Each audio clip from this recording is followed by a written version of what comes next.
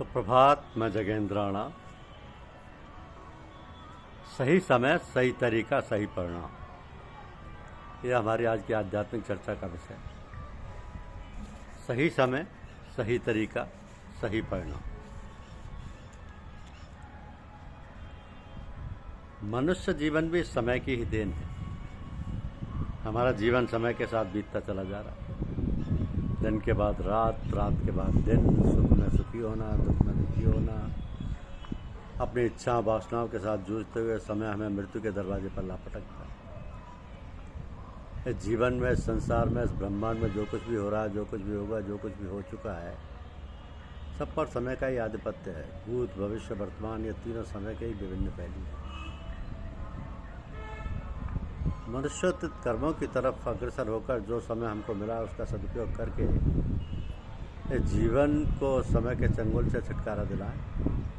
समय की गुलामी की जंजीर को तोड़कर समय के पार चलें, जाना रोना, ना हंसना, ना जीना, ना मरना, तू मैं से पार, न तू न मैं। तो बात मनुष्योचित कर्मों की हो रही थी।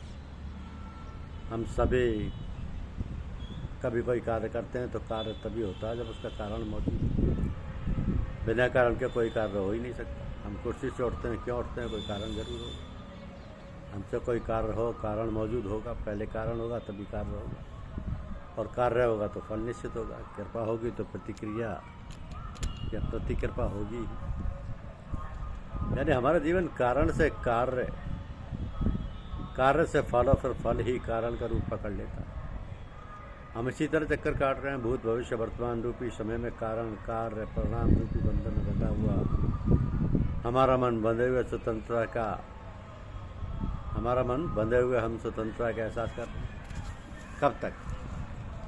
तो समय रहते कारण, कार्य, परिणाम में से बने किले को ध्वस्त करें, जिस कारण से हमारा जन्म हुआ है। हमें नहीं मालूम जन्म हुआ है, यह दिखाई देता। जन्म के बाद बालक क्या करेगा नहीं मालूम, यानी कारण हमें नहीं पता। फल भी क्या होगा ये भी नहीं पता कि हम ऐसा कार्य करें तो ऐसा ही फल मिलेगा। सिर्फ कार्य ही पता चलता है। अब कार्य ही सबसे कमज़ोर दरवाज़ा, जिसे हम तोड़ दें तो फल और कारण पर विजय से हाथ लगे। कार्य हमें दिखाई देता है, होता हुआ देखते हैं, यहाँ कुछ विचार कर सकते हैं जिसे हम जानते ही नहीं। उसके बारे में सोचना व्यर्थ है। अब सवाल उठता है कि कार्य को कैसे करें कि फल हो ही नहीं। ये तो बड़ा कठिन कार्य है। कार्य होगा तो फल होगा, कार्य होगा तो फल होगा ही। हम बनते कैसे हैं ये मालूम हो जाए कि छूटेंगे कैसे, ये आसान हो जाएगा। एक हमारा बेटा है, एक पड़ोसी का, दोनों बेटे हैं। हमारा बेटा मर गया, हमारी जान निकल जाती है। वहीं पड़ोसी का मर गया तो कोई बात नहीं, मर गया तो मर गया, हमारे ऊपर कोई असर नहीं पड़ता। घटना एक ही है, परिणाम दो हो रहे हैं। इसके माने बच्चे के साथ लगाव ही दुख का कारण है। हमारा बेटा चोर हो गया, हम दुखी हो जाते हैं क्योंकि बच्चे से लगाव है, बच्चे से उम्मीद है, बच्चे से आशा है, बच्चे से कोई मतलब है। वो मतलब हल नहीं हुआ, दुख के बादल मंडराने लगे। तो फल चाहे अच्छा हो चाहे बुरा हो, बंधन ही उसे भोगना ही पड़ेगा। अगर हम बच्चे को दूसरे का समझ कर पालें तो उसके मरने जीने का दुख सुख हमारा कुछ नहीं बिगाड़ पाएंगे, और उसके अच्छे बुरे होने पर भी हमें कोई ऐतराज़ नहीं होगा। कार्य अगर हो, हम उसके परिणाम से अटैच ना हो, तो हम समस्त कार्य को करते हुए समस्त परिणामों से मुक्त हो सकते हैं। इस तरह हमारे कार्यों के होने से हमारे जीवन के समस्त कारण खत्म हो जाएंगे और हम सही मायने में स्वतंत्र हो जाएंगे। तभी हम समय के शिकंजे से मुक्त हो सकेंगे। किसी से आगे बढ़ने की बात आती है तो जाहिर है कि हम उससे पीछे हैं। किसी से मुक्ति की बात आती है तो जाहिर है कि हम उससे बंधे हुए हैं। आगे बढ़ जाना या मुक्त हो जाना एक ही बात है। समय से आगे बढ़ना है, समय से मुक्त होना है, तो कम से कम उसके साथ समय के बराबर चल के ही समय से पार जाने की बात सोचना वाजिब है। अभी तो हम समय से बहुत पीछे हैं। अक्सर हमें जहाँ होना चाहिए हम नहीं होते। जिस समय जो कुछ काम हम कर रहे हैं वहाँ हम नहीं होते। या तो आगे प्लान बनाते हैं या पीछे जो हो चुका है उसके बारे में सोचते हैं। समय के साथ चलने का मतलब जिस समय हम जो कार्य कर रहे हैं पूरी एकाग्रता के साथ उसी कार्य के साथ हों, पर ऐसा होता नहीं। हम साइकिल से जा रहे हैं, साइकिल कहीं जा रही है, हम कहीं पर हैं। हम खाना खाते समय बिल्कुल साथ नहीं होते। खाना खा रहे हैं, ख्याल कहीं और है, मन कहीं और है, खाने के समय का कोई ठिकाना नहीं है। तो निश्चित है उसका परिणाम भी ठीक नहीं होगा। इसी तरह जीवन में हम जितने भी कार्य करते हैं अक्सर वहाँ नहीं होते। सही समय पर सही तरीके से सही कार्य हो तो सही परिणाम की आशा की जानी चाहिए। सही समय पर सही तरीके से सही कार्य हो तो सही परिणाम की आशा की जानी चाहिए। कभी अपना, कभी किस्मत का,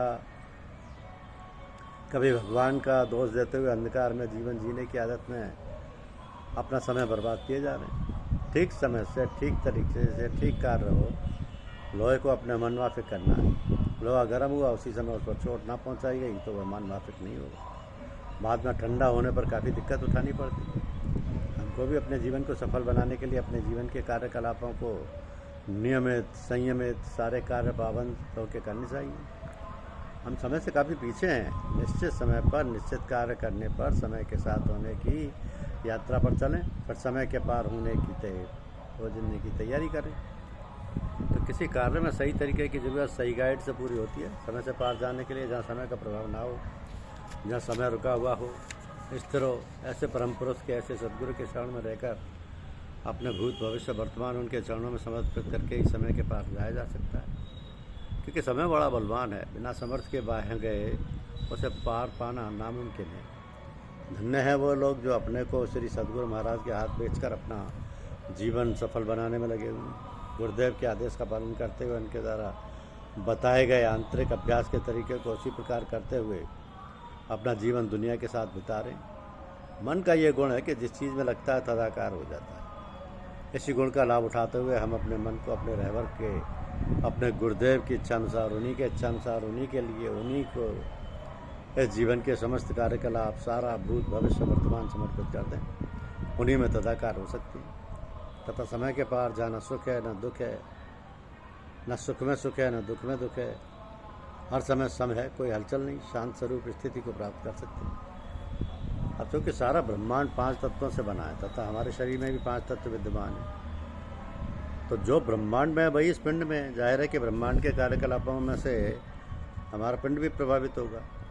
विभिन्न समय पर रज, तम, सत के परमाणु ब्रह्मांडीय वातावरण में अपने गुणों का प्रभाव डालते हैं। जाहिर है हम भी प्रभावित होते हैं। सुबह 2 बजे से ब्रह्म मुहूर्त प्रारंभ होकर सूर्योदय के पहले तक तथा शाम को सूर्यास्त के बाद 8 बजे तक माना जाता है। इस समय सत्य के परिणाम सारे ब्रह्मांड में व्याप्त रहते हैं। स्वाभाविक रूप से हमारा मन इन सत्य के परमाणुओं को ग्रहण कर सकता है। अपने गुरुदेव से संबंध जोड़ने तथा तद्रूप होने, तदस्थित होने में यह समय सहायक हो सकता है, क्योंकि सद्गुणी से सद्गुण ग्रहण करने के लिए सत्य के परमाणुओं से भरा वातावरण हो, और ये वातावरण ही सहायक हो सकता है। सही कार्य के साथ सही समय हो तभी सही मंजिल प्राप्त होगी। तद्रूप होते समय का बंटवारा तन, मन, धन तीनों से होना आवश्यक है। तन से गुरुदेव की सेवा, 40 साल में 40 दिन तक प्रभु के साथ बिताना आवश्यक है। मन से गुरुदेव द्वारा बताया गया आंतरिक अभ्यास, जाप वगैरह के लिए सुबह शाम 24 घंटे में से 2-2.5 घंटे तथा धन की कमाई का 10% सत्य को समर्पित करना चाहिए। अब चूँकि तन, मन, धन तीनों समय को बांधे हुए हैं, तीनों ही समय खर्च हो रहा है। हमारी आंतरिक ऊर्जा का ह्रास इन तीनों में ही हो रहा है। अतः ऊर्जा को एकत्र करने के लिए, समय को स्थिर करने के लिए पहले समय का 10% भाग हम अपने गुरुदेव को अर्पित करते हैं। 10% समय हमारा सम होगा, और इस सम आनंद से मन बछूता नहीं रहेगा। सुख, दुख, अच्छा बुरा, पाप करने के द्वंद्व से 90% दुनियावी वस्तुओं में, इच्छाओं, वासनाओं में लिप्त मन निश्चय ही ग्लानि महसूस करेगा। ये 10% प्रभु को दिए गए समय का एक्शन प्रभु में लीन होने के लिए आतुर रहेगा। तो हम गुरुदेव के यहाँ जाते हैं तो यही चाहते हैं, जो हमारी इच्छा है। फिर हम जहाँ हैं वहीं रहकर आते जाते हैं, समय के साथ ना रहकर, ना चलकर, अर्थात गुरुदेव की इच्छा अनुसार ना चलकर हम कोसों दूर और दूर हटते जाते हैं। हमारा दिया गया समय मनमानी हो जाता है। समय तभी संकीर्ण होता है, अंधकार में होता है, जब हम निस्वार्थ परता व समय का प्रयोग करते हैं। दूसरे के लिए जीना ही परहित के लिए जीना है, यही स्वतंत्रता का प्रतीक है, यही ठीक है। दूसरे की इच्छा अनुसार जीना बहुत कठिन है। हम बार बार कोशिश करते हैं गुरुदेव की इच्छा अनुसार चलने की, कर नहीं पाते। फिर भी हिम्मत नहीं आनी चाहिए, क्योंकि गिरते हैं शायद सवारी मैदानी जंग में, तिफल क्या गिरेंगे क्योंकि बच्चे। तो जो समय के पार है, बेसंकीर्णता, नश्वरता से परे है, उसमें प्रेम, दया, करुणा, स्वतंत्रता, जो विशालता का, स्वतंत्रता का गुण लिए हुए है। तो सब कुछ गुरुदेव के भरोसे रहकर अपना तन मन धन सब कुछ उन्हीं को समर्पित कर उनके चरणों तक का अर्पण करते रहें और ज़िंदगी को हर क्षण गुरु महाराज की याद में बिताएं। धन्यवाद।